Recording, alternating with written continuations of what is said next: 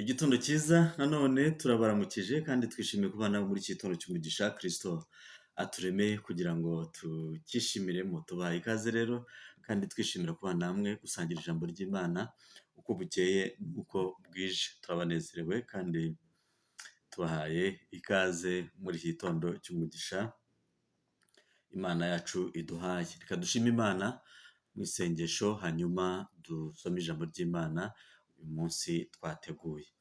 Mwami Yesu turagushima cyane, turaguhimbaza ko uri umwami wacu w'ibihe byose. Turakunezerewe ko wabanye natwe mu ijoro ryakeye tukabyuka turi bazima dushima izina ryawe. Dawe uhabwe icyubahiro.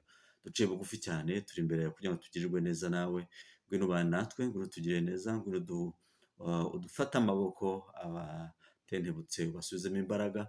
Data ngwino utwigishe abanamutse, wongere ubahe ibyiringiro bishya, bongere bagukomereho, bagufate, bakwikomezeho kugira ngo ubashe kubashoboza kugira ngo bihe barimo batambukamo bitoroshye. Tugirire neza twese aho duherereye, abari mu mirimo itandukanye hirya no hino mu gihugu, imirimo iri porofesiyoneri, imirimo y'ubukorikori, imirimo y'ubucuruzi n'ibindi byose.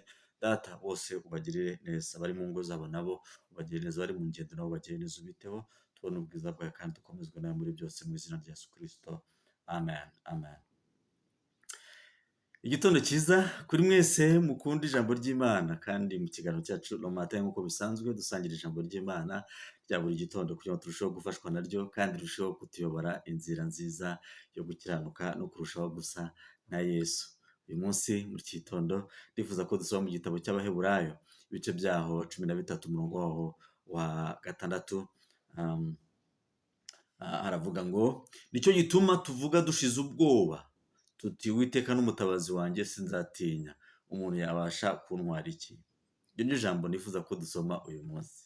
Nicyo gituma tuvuga dushize ubwoba tuti Uwiteka n'umutabazi wanjye sinzatinya, umuntu yabasha kuntwara iki? Mwibuka ababayoboraga kera bakababwira ijambo ry'Imana, muzirikane iherezo ry'ingeso zabo, mwigane kwizera kwabo, mwigane kwizera kwabo. Haleluya. Muri iki gitondo nifuza ko tuganira kuri aya magambo kubera ko ni amagambo meza cyane. Amagambo mu buzima bwacu bwa buri munsi usanga abantu baterwa ubwoba n'uyu agutera ubwoba, uyu agutera ubwoba, kubera ko ibigutera ubwoba ntabwo ushobora kubibura muri iyi si ya rurema. Ntabwo ibitera abantu ubwoba bishobora kubura. Ni byinshi biruzuye impande n'impande, ni byinshi biruzuye hirya no hino, ni byinshi biruzuye, ariko Kristo aravuga ngo nicyo gituma udakwiye kugira ubwoba. Ni ijambo dusoma cyane. Nicyo gituma tuvuga dushize ubwoba tuti Uwiteka n'umutabazi wanjye sinzatinya. Tukavuga dushize ubwoba tuti Uwiteka n'umutabazi wanjye ntabwo nzatinya. Umuntu yabasha kuntwara iki? Umuntu yabasha kuntwara iki? Dutera ubwoba ni byinshi. Abaturusha amafaranga baradutera ubwoba bati wowe nakugura bakakurangiza mu isegonda imwe, nagufungisha, nakugira ko akurusha amafaranga, akurusha ubutware, kandi imbaraga za dayimoni ziramwuzuye cyane ku buryo ashobora gukoresha icyo ashaka muri izo mbaraga ze afite, ahabwa n'icyubahiro afite, cyangwa se n'amafaranga afite, cyangwa se na connection afite, cyangwa n'aho aturuka n'ibiki byose bishobora kumuha imbaraga z'umurengera zishobora gutuma gutera ubwoba, akavuga ngo nakumvisha, bishatse nakumvisha. Abanyembaraga bameze gutyo bariho, buzuye imbaraga z'abadayimoni, buzuye imbaraga z'ubwenge bwabo, bakifuza kuzikoresha kugira ngo bapyinagaze ubwoko bw'Imana. Ariko ndagira nkubwire ngo uko byagenda kose twebwe abizera Kristo ntabwo duterwa ubwoba n'izo mbaraga uko zaba zimeze kose, kandi hari impamvu ituma udatera ubwoba n'izo mbaraga zimeze gutyo. Nuko tuvuga ngo nicyo gituma tuvuga dushize ubwoba tuti Uwiteka n'umutabazi wanjye sinzatinya, umuntu yabasha kuntwara iki? Umuntu yabasha kuntwara iki? Umuntu ntacyo yabasha kuntwara kubera ko Uwiteka ari umutabazi wanjye. Bene data, dufite ingero nyinshi z'aho Uwiteka yagiye aba umutabazi w'abantu mu bihe bitandukanye.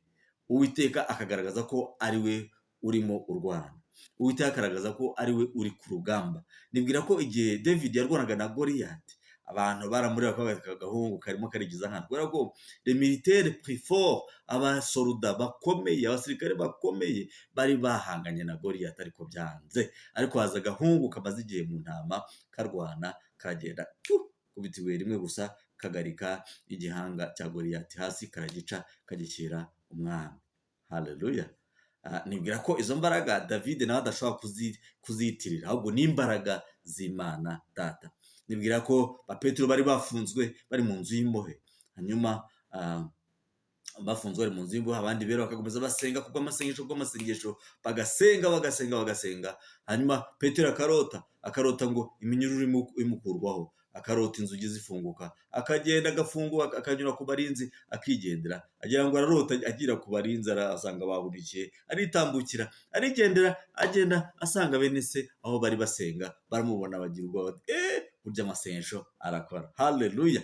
Burya amasengesho arakora. Haleluya. Ndagira nkubwire ngo ntabwo dufite ubwoba bw'ibitera abantu ubwoba, ntabwo dufite ubwoba.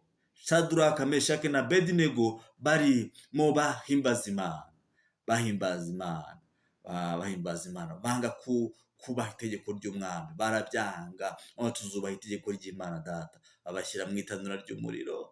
Hanyuma bamaze kubashyira mu itanura ry'umuriro, ntabwo bigeze bavuga ngo turahiye, ngo turapfuye, baravuze ngo reka, ntabwo bibaho uko dupfukamira ibayari, ntabwo bibaho uko dupfukamira Imana itari Imana nyamana, kandi twizeye ko Imana dukorera ifite imbaraga nyinshi cyane, niyo yadukiza, niyo itadukiza ntabwo twenda kuyivaho. Haleluya. Ntabwo twenda kuyivaho. Hanyuma umwami azindutse mu gitondo, arebye, arareba, abonamo ni 4e personne, abonamo umuntu wa kane, uwo nguwo yari Kristo, wari kumwe n'abo basore batatu mu itanura ryaka, ngo babakuramo, ngo bategeka ko babakuramo, asanga nta n'agasatsi kavuyemo, nta n'umwotsi ubanukaho.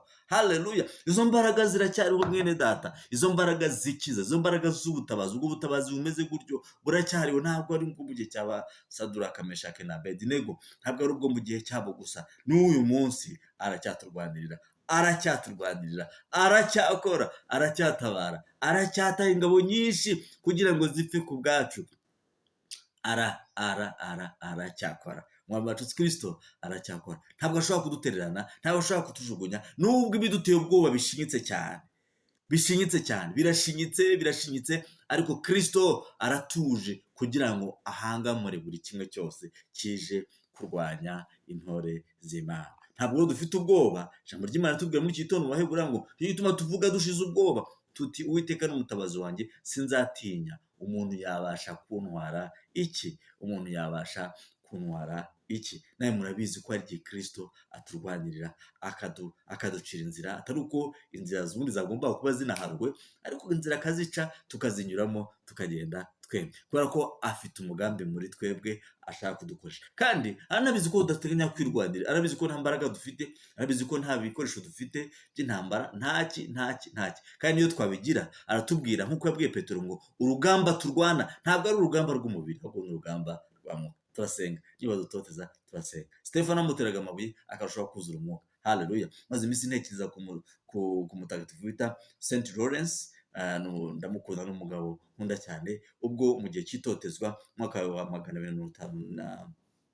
256 gutyo, barimo batotezwa i Roma, hari persecution ikomeye cyane.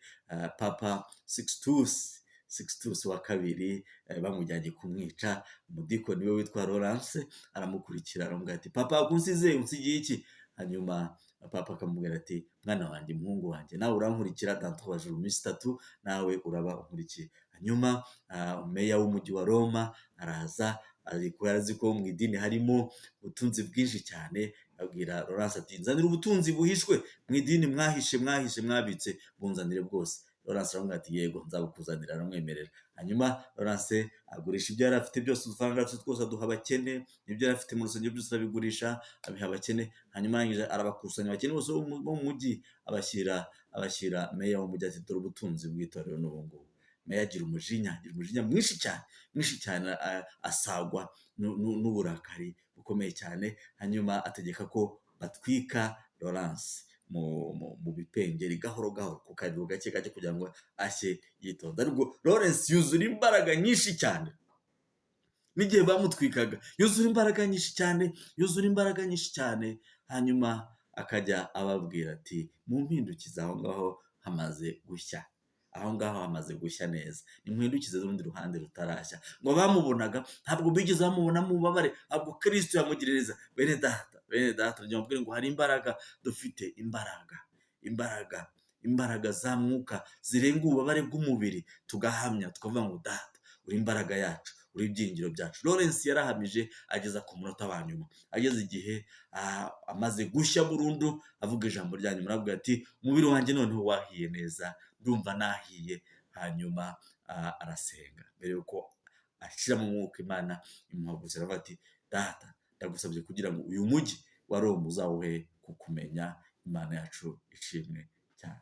Ntabwo rero dufite gutinya umuntu, kuko iyo utangiye gutinya umuntu bituma tudahamya, bituma tutavuga ijambo ry'Imana, bituma dutinya, tugatitira, tukagira ubwoba. Ariko nta muntu wabasha kugira icyo agutwara, nubwo yaba afite imbunda, nubwo yaba afite imihoro, nubwo yaba afite amacumu, nubwo yaba afite iki, nubwo yavuga ngo azagushyira mu nzu y'imbohe imyaka yose, data azabana nawe, ashobora no gutegeka mu buryo budasanzwe. Haleluya! Imana yacu irihagije, Imana yacu irihagije, Imana yacu irihagije, Imana yacu irihagije, Imana yacu irihagije. Mwene data, Imana yacu irihagije. Umuntu yabasha kugutwara iki? He kugira ugutera ubwoba, wabwire ngo wikorere Imana, wigira cyangwa bizagenda uko bizagenda kose, n'ubundi n'umubiri uyu uzashira, uzabora, uzasubira mu gitaka. Ntabwo dukwiye kugira ubwoba kuvuga ngo bizagenda bite, bizagenda bite guteze. Uko bizagenda kose biri mu biganza by'Imana, uko bizagenda kose biri mu biganza bya Yesu. Turaba Imana, turaba Yesu, niko twatura umunsi ku wundi, turaba Yesu, ntabwo turaba umuntu kugira ngo atuyoboreshe inzira y'ibyo yifuza ko tujyamo bidahesha Imana icyubahiro. Shima Imana muri iki gitondo, kandi Kristo abaha umugisha. Umuntu yabasha kugutwara iki? Umuntu ntacyo yabasha kugutwara. Haleluya! Umuntu ntacyo yabasha kugutwara. Utinyuke, ukore byose ufite assurance, ushoreye imizi muri Kristo Yesu ko ari kumwe nawe. Kadusenge. Mwami Yesu, turagushima cyane, turaguhimbaza ko uri umwami wacu kandi dukunda, turakunezerewe. Ngwino ubane natwe rero, nutugirire neza, ngwino utwigishe, ngwino dukomeze, ngwino ube mu ruhande rwacu, kandi utumare ubwoba bwose, duhe guhamya, tugendane nawe dushize amanga, mu izina rya Yesu Kristo. Amen, amen. Gendane na Yesu, tembera na Yesu. Yesu akugirire neza kandi aguha umugisha mu byo uri gukora byose, ubwoba bushire, kandi umve umbatanya nawe, mu izina rya Yesu Kristo. Amen, amen.